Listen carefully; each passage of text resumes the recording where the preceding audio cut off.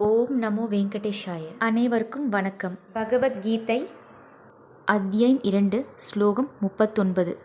ஏஷா தே பீஹிதா சாங்கே புத்திர் யோகே த்விமாம் ஷ்ருணு புத்யா யுக்தோ யயா பார்த்த கர்மபந்தம் பிரஹாஸ்யசி.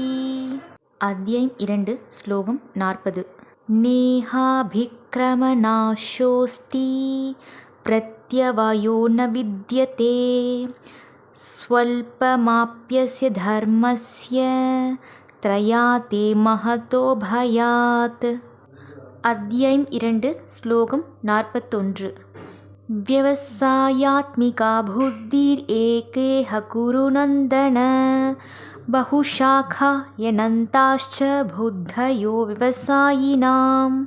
பகவத்கீதாவை தினமும் படிப்போம் அல்லது கேட்போம், வாழ்வில் வளம் பெறுவோம். கோவிந்தா கோவிந்தா.